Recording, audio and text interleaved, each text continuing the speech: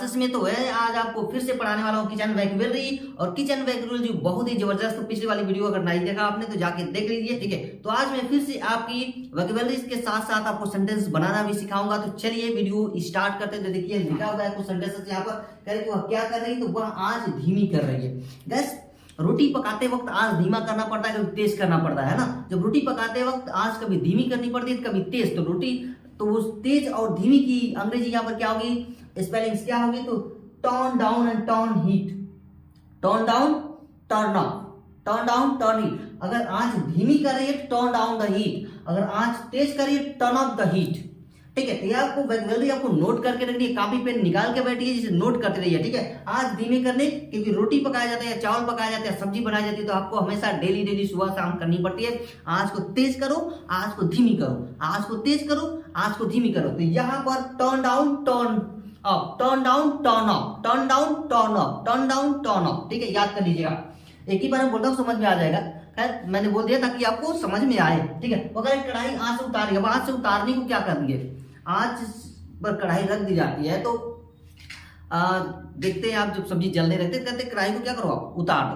तो उतारने को यहाँ क्या करेंगे, तो रिमूव, क्या कहेंगे, remove from heat, remove pan, उस उतारने को क्या कहेंगे यहाँ पर, रिमूव, ठीक है ना। रिमूव, रिमूव याद करिएगा, रिमूव उतारने को यहाँ पर रिमूव। फिर कह रहा है कि वह कढ़ाई में प्याज भून रही, प्याज भूनने को अंग्रेजी में क्या कहेंगे, तो साउट कहेंगे, साउट, SAUT, साउट, ठीक है, साउट। अब देखिए कह रहा है कि वह सब्जी में क्या छिड़क रहे, छिड़कने की स्प्रिंकल बोलते हैं, क्या बोलते हैं, स्प्रिंकल।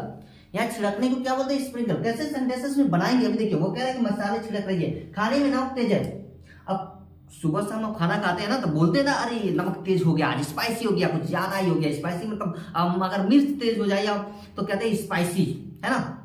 तो यहाँ खाने में नमक तेज है, तो क्या बोलेंगे, salt is strong in the food, है ना, salt is strong in the food. तो ये बोल सकते हैं आप। अब ये कह रहा है कि वह क्या फेंट रही है, फेंटना, विस्क मीन्स होता है WHISK, विस्क मीन्स होता है फेंटना। दही फेंट रही है ना, तो दही फेंट रही है, तो ये कह रहा है दही फेंट रही है, तो फेंटने की अंग्रेजी होती है विस्क, क्या होती है, विस्क। वो कह रही है दही मत रही, अच्छा मथने की अंग्रेजी, तो मथने की अंग्रेजी होती है चर्न, क्या होती है, चर्न होती है, चर्न, CHURN, चर्न, याद करिएगा। कह रहा है कि वो दूध उबाल रही है, तो उबालने की अंग्रेजी आपको सबको पता है, बॉयल होता है, ठीक है। दूध उबालने की अंग्रेजी क्या होती है, बॉयल होती है।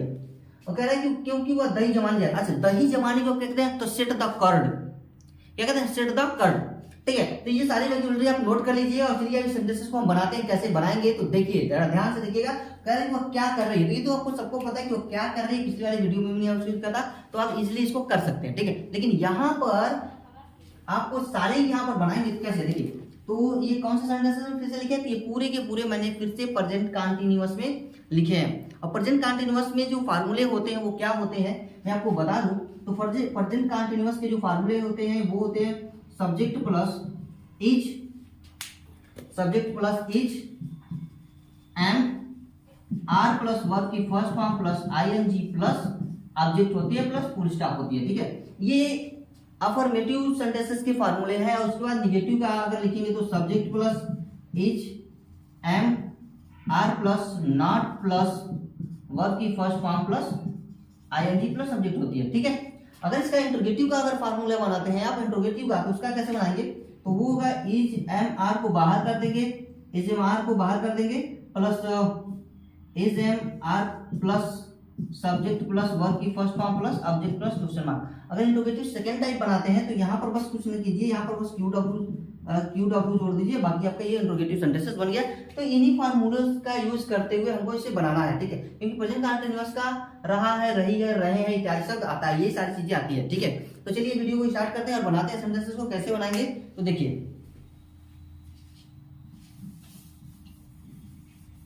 तो हम लोग वोकैबुलरी सीखते हैं, किचन वोकैबुलरी। यहाँ पर तो वह क्या कर रही है, तो वह क्या कर रही है, यहाँ पर जो है हमारा ये है इंट्रोगेटिव सेंटेंस सेकंड टाइप। और इंट्रोगेटिव सेंटेंस सेकंड टाइप को बनाने के लिए आपको पता है कि जब भी क्वेश्चन वर्ड बीच में आ जाता है तो उसकी अंग्रेजी में सबसे पहले लिखनी होती है, यानी कि व्हाट, व्हेन, व्हाई, वेयर, ये सब के सब पहले लिखनी होती है। उसके बाद हेल्पिंग वर्ब रखिए, जैसा कि मैंने अभी यहाँ पर लिखा हुआ था। तो यहाँ पर फोर्थ वाले का जो फोर्थ वाला फॉर्मूला लिखा था फोर्थ नंबर पे, वही वाला हम यहाँ पर यूज करेंगे, ठीक है। चलिए देखिए, कह रहा है कि व्हाट ये सिंगुलर में है, तो व्हाट इज सी डूइंग, वह क्या कर रही है, व्हाट इज शी डूइंग, कह रहे कि वह आंच धीमी कर रही है, ठीक है। तो वह आंच धीमी कर, अब आंच की अंग्रेजी होती है हीट, आंच की अंग्रेजी क्या होती है, हीट होती है, ठीक है। तो यहां पर कह रहा है कि वह आंच धीमी कर रही है, तो she is turning, she is turning down the heat, she is turning down the heat, वह आंच धीमी कर रही है, परंतु तुम आंच तेज कर रही हो। कह रहे तुम आंच तो धीमी कर रही हो, लेकिन वो क्या कर रही है, वो आंच को बढ़ा दे रही है। भाई खाना बनाते वक्त आंच को बढ़ाया घटाया जाता है कि नहीं, कहीं जल जाए इसलिए धीमी कर जाती है, अगर नहीं पक रहा है थोड़ा तेज पक रहा है तो तेज कर दो, पक जाता है। तो यहाँ पर आंच को तेज करनी है और आंच की कम करने की अंग्रेजी जो होगी वो होगी टर्निंग डाउन द हीट। आंच को तेज किया, अगर आंच को कम किया तो टर्निंग डाउन द हीट, ठीक है। अगर यही आंच को बढ़ा दे रही है, आंच को बढ़ा दे रही है, तो यहां पर क्या होगा, but you are turning up the heat, तो heat, turning up the heat. अगर आप क्या करते हैं, अगर आंच को आप बढ़ा देते हैं तो टर्निंग अप लगाएंगे, और आंच को आप घटा देते हैं तो टर्निंग डाउन लगाएंगे, ठीक है ना।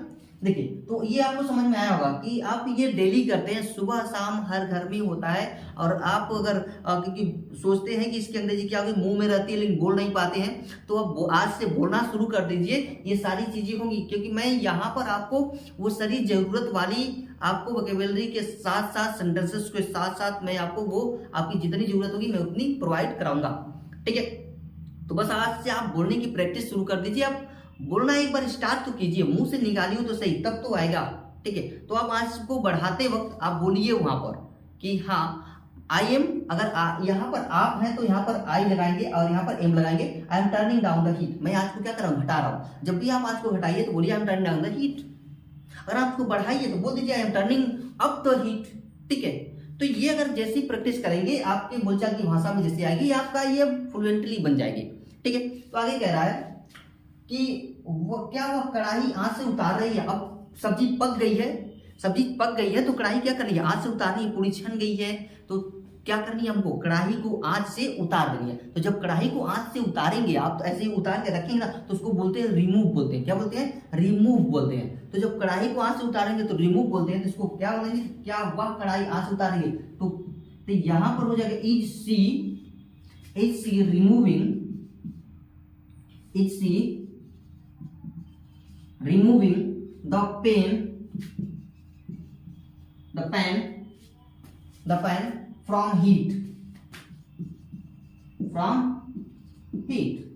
क्या वह कढ़ाई आंच से उतार रही है, वो कह रहा है कि नहीं, वो कढ़ाई में प्याज भून रही है। अच्छा उतार नहीं रही है, कढ़ाई को आंच से उतार नहीं रही है, वो क्या कर रही है, उसमें प्याज भून रही है। अब प्याज भी भून जाए, रोज सब्जी बनती है, रोज सब्जी बनती है तो उसमें प्याज भुना जाता है। तो प्याज जो भुना जाता है तो उसकी अंग्रेजी क्या होगी, अब उसकी जो अंग्रेजी होती है साउथ, SAUT, ठीक है। प्याज भुने की अंग्रेजी तो SAUT, तो नहीं यानी कि नो, यहाँ लिख देंगे no. She is SAUTING, she is sauteing onion in the pan, ठीक है। वो कढ़ाई में क्या कर रही है, प्याज भून रही है। तो इतना आपको समझ में आया ना कि कैसे आप बढ़ाएंगे। अब ये डेली रूटीन है आपका, ऐसा नहीं कि नहीं है। मैं आपको बड़ी सिंपल सा और घर के हर एक सेंटेंसेस पढ़ाऊंगा। नॉर्मली वाले वो हटा देते हैं हम लोग, बस ये डेली जो प्रयोग होने वाले सेंटेंसेस ना हम बस वही पढ़ेंगे। और जब ये पढ़ेंगे और प्रैक्टिस करेंगे ना तो हमारी जो अंग्रेजी है, इंग्लिश जो है ना, उसमें काफी इंप्रूवमेंट आएगा, बोलने में भी, लिखने में भी, ठीक है, सारी चीजें में भी, ठीक है। इतना हमने कर लिया। अब करें कि वह सब्जी में क्या छिड़क रही है। भाई जब सब्जी में नमक कम होता है तो नमक छिड़का जाता है ना, उसको बुरकना भी कहा जाता है, बुरकना, तो नमक छिड़का जाता है। या खीरे पर नमक छिड़का जाता है ना, दाल में नमक छिड़का, तो ठीक है। तो नमक छिड़कने को हम क्या कहते हैं, स्प्रिंकल कहते हैं। यहाँ क्या करेगी वो, और सब्जी में क्या छिड़क रही है। तो भाई पूछा जा रहा है कि भाई तुम सब्जी में क्या छिड़क रही है, तो सब्जी में क्या छिड़के, तो यहाँ पर लिखेंगे what is she sprinkling in the vegetable,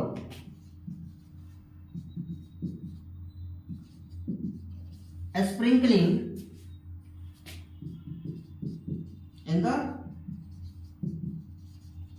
vegetables, ठीक है। सब्जी में क्या छिड़क रही है, तो वो कह रहा है कि उस सब्जी में, देखो अब कह रहे हैं कि वो सब्जी में गरम मसाले छिड़क रही है, गरम मसाले छिड़क रही है। भाई सब्जी बनाते वक्त क्या नमक भी छिड़का जाता है, गरम मसाला भी छिड़का जाता है, ऊपर से ऐसे ऐसे कर दिया जाता है। ऑमलेट बनाते हैं, भुर्जी बनाते हैं, ऐसे कुछ छिड़का जाता है कि नहीं। तो वहां पर ऑमलेट बनाने के लिए या फिर भुर्जी बनाने के लिए जो छिड़का जाता है उसके लिए हम क्या बोलते हैं, स्प्रिंकलिंग बोलते हैं। हम नमक छिड़किए, मसाला छिड़किए, कुछ भी छिड़कते हैं ना, धनिया भी छिड़कते हैं, तो उसके लिए हम यहाँ पर लगा देंगे स्प्रिंकलिंग, ठीक है। तो ये कह रहा है कि वह सब्जी में गरम मसाले छिड़क रही है, तो ये हो जाएगा शी इज स्प्रिंकलिंग, क्या छिड़क रही है, गरम मसाले। तो गरम मसाले, गरम मसाला, गरम मसाला किसमें छिड़क रही है, तो सब्जी में। तो इन the vegetable, in the vegetable, ठीक है, फुल स्टॉप। करेंगे खाने में नमक तेज है। अब खाना खाते हैं तो नमक कभी तेज होता है तो कभी कम होता है। तो तेज होने को क्या बोलेंगे और कम होने को क्या बोलेंगे आप? जब भी आप खाना खाएं तो उसको क्या बोलेंगे, खाना खाते वक्त आप क्या बोलेंगे कि नमक तेज है ना, तो salt is strong in the food. क्या बोलेंगे, salt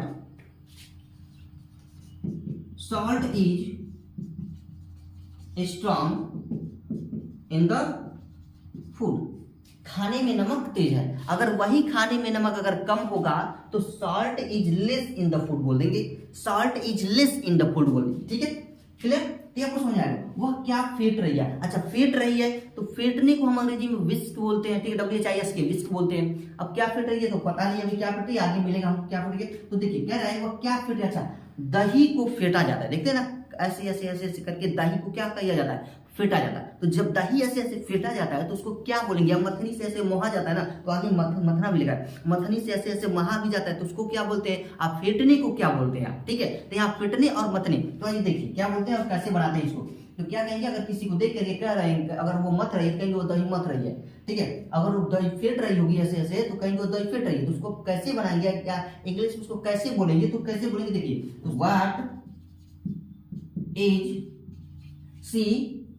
what is she whisking, क्या हो जाएगा, whisking, WHISKING,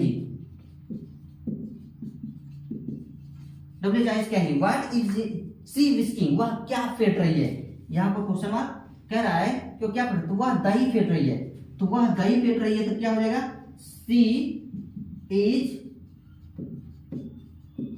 whisking the curd, she is whisking the curd, वह दही फेंट रही है, क्लियर। तो देखिए आपको फेंटने तक के, मैंने यहां तक तो आपको बता दिया, ठीक है, यहां तक आपको समझ में आ गया। लेकिन आगे क्या कह रहा है कि क्या हुआ दही मथ रही है। अब मथनी से मथा जाता है ना, तो दही मथने को क्या कहेंगे, क्या देखिए, दही मथने को क्या कहेंगे, तो is she interrogative first type में है, तो इंट्रोगेटिव फर्स्ट टाइप में है तो पहले इज लगेगा, तो इज सी मथना। अच्छा मथने को अंग्रेजी हम कहते हैं चर्न, मथने को अंग्रेजी CHURN चर्न बोलते हैं, ठीक है। तो इज सी चर्न, चर्निंग हो जाएगा, क्योंकि ING इसमें लग रहा है ना, तो is she churning the curd, is she churning the curd, ठीक है, is she churning the curd. तो यहां तक आपको समझ में आया। अब आगे बढ़ते हैं, अगला कह रहा है कि नहीं वह दूध उबाल रही है, तो no she is boiling,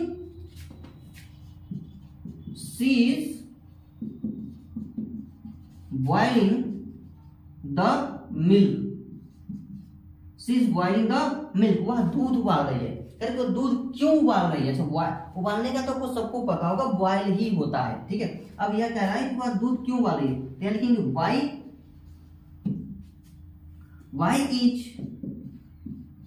she boiling milk, why is she boiling milk, चलिए वह दूध क्यों उबाल रही है। तो इतना आपको समझ में आया ना, कह रहा है कि क्योंकि वह दही जमाने जा रहा है। अच्छा दही जमाने के अंग्रेजी कहते हैं, तो दही जमाने को हम कहते हैं सेट द कर्ड, दही जमाने को कहते हैं सेट द कर्ड, ठीक है। तो क्या, क्योंकि वह दही जमाने जा रही है, तो बिकॉज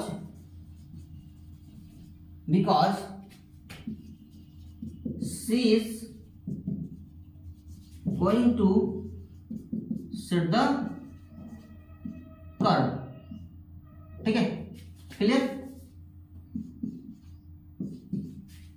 क्योंकि वो क्या करने जा रही है, दही जमाने जा रही है। तो ये सारी चीजें आपको समझ में आ गई होगी। कहीं से डाउट हो तो आप हमें कमेंट बॉक्स में अवश्य लिखिए। इसमें अगर कहीं से भी अगर आपको समझ में नहीं आ रहा है किचन वैक्यूलरीज में तो आप हमें बताएं, ठीक है। ये किचन वैक्यूलरी का पार्ट 2 है, पार्ट 1 हमने पहले ही अपलोड कर दिया है, कल पार्ट 3 भी आ जाएगा, ठीक है, जल्दी ही। तो आप ऐसे ही हमारे साथ बने रहिए और सीखते रहिए किचन वैक्यूलरी के साथ साथ वो सभी जरूरत की चीजें जो आप डेली लाइफ में करते हैं, उसकी अंग्रेजी आप बोलते रहिए, सीखते रहिए और समझते रहिए।